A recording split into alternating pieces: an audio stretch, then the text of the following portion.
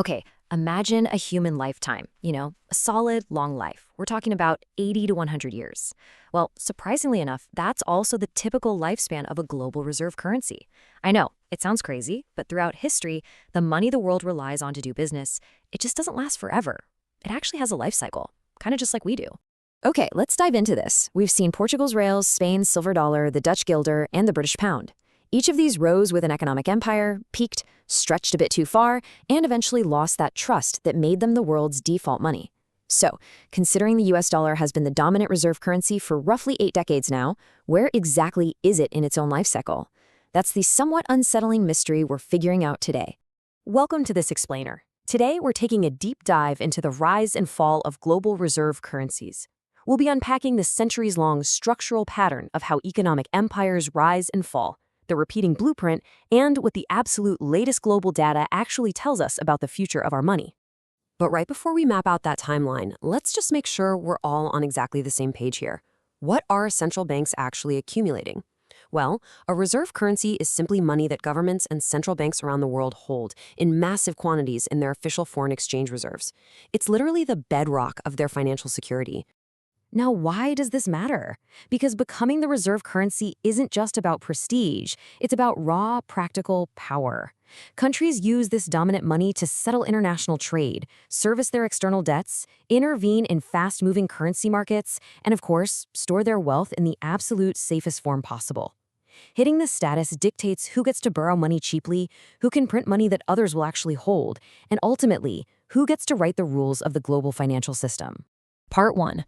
5 centuries of empires, from sea routes to industrial scale. To really understand what's happening to the global financial system today, we've got to look at yesterday. Let's transition to our historical journey to prove that what we're experiencing right now is actually part of a fascinating repeating cycle. And this brilliantly illustrates global dominance over the last 5 centuries. You can see an undeniable shift from oceanic empires all the way to modern industrial powers. In the 15th century, the Portuguese real pioneered long-distance trade. Then, the 16th century brought the Spanish silver dollar, fueled by massive amounts of New World silver. By the 17th century, cutting-edge financial innovation pushed the Dutch guilder right to the absolute forefront.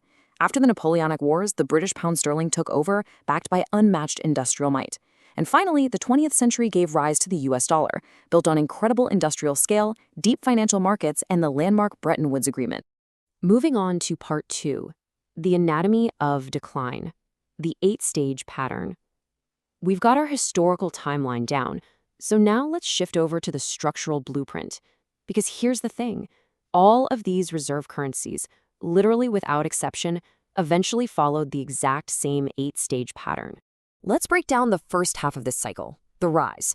It always begins when a nation builds formidable commercial strength through unmatched trade and productivity. Their goods and ships are basically everywhere. Soon after that, financial innovation naturally follows. They pioneer advanced banking, making their currency super convenient to use. To protect those global trade routes, the nation's military reach expands. And because of all this economic and physical security, the currency naturally graduates to become the global reserve. Debts, contracts, wealth, it's all denominated in it. But, as we know, success inevitably breeds overreach. And that brings us to the second half, the fall. As the empire grows, debt expands rapidly to fund it, because, borrowing initially feels incredibly cheap. This inevitably leads to overextension and monetary expansion to pay for massive infrastructure or global conflicts. Debt starts growing way faster than actual productivity. Eventually, unforeseen crises or rising inflation trigger a sharp loss of confidence and sudden capital flight. Trust begins to erode. Finally, the old system breaks down and gets replaced by a completely new framework. It's really vital to point out here, this isn't some shadowy conspiracy. It's just an impartial, structural force driven by economic scale, innovation, and ultimately human overreach. Part 3. Diagnosing the US dollar.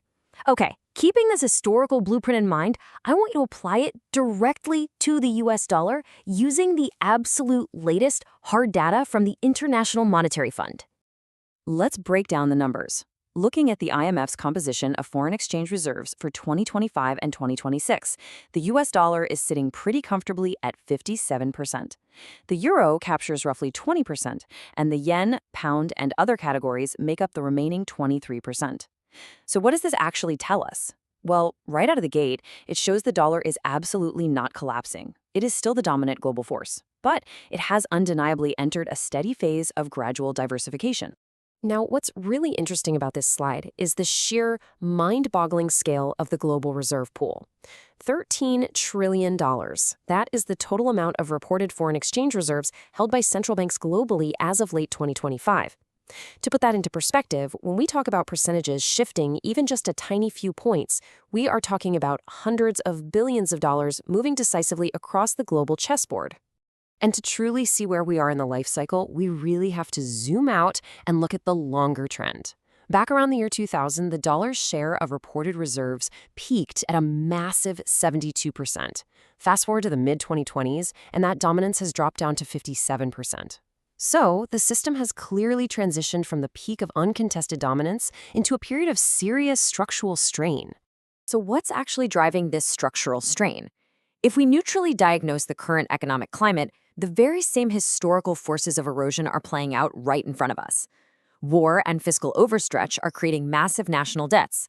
Modern inflation and aggressive monetary experiments are making global investors heavily doubt long-term purchasing power. Add in a structural decline in global trade share and moments of institutional instability, and, well, you have a very clear picture. In fact, modern inflation and relentless debt expansion map perfectly to stage 6 of our historical pattern: overextension.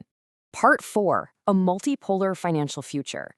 If the dollar is slowly sliding down the back half of its life cycle, we have to shift our focus to what comes next. Does the dollar's eventual decline mean a simple overnight switch to a new king, or are we looking at something way more complex? Let's evaluate the top contenders. A lot of folks naturally assume another dominant currency will just swoop in and take the throne. But look at the reality of the alternatives here. The euro boasts a massive economic bloc and highly developed financial markets, but it's deeply constrained by a fragmented fiscal authority and complicated political divisions. On the flip side, the Chinese yuan is seeing explosive growth in bilateral trade use, but it faces massive hurdles like strict capital controls, transparency concerns, and limited convertibility. So neither contender is currently perfectly positioned for an overnight takeover of the dollar's massive global role. Because there's no perfect single replacement waiting in the wings, the IMF data actually points toward a very different reality. We're seeing a slow but undeniably steady rise in the share of non-traditional other currencies. Central banks are holding much more gold as a historical hedge against uncertainty, and they're intensely exploring digital currency frameworks. So instead of one dominant new empire taking the crown, we're highly likely heading toward a fragmented, multi-currency future, a completely multipolar reserve system. So the crucial point is, why does this grand sweep of macro history actually matter to you? Well, it matters because reserve currency status directly hits your wallet.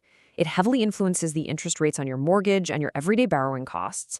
It shapes international exchange rates, which completely dictates the price of imported goods at your local grocery store. It directly affects the fundamental stability of your long-term savings and pensions. And on a grander scale, it completely shifts global power dynamics, determining who holds the ultimate leverage in international crises.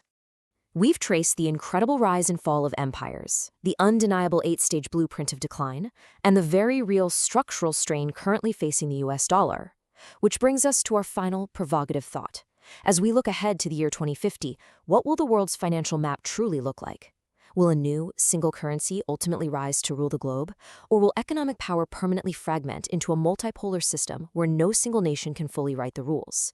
Thank you so much for joining me for this explainer, and I highly encourage you to ponder that question as you watch the global markets unfold.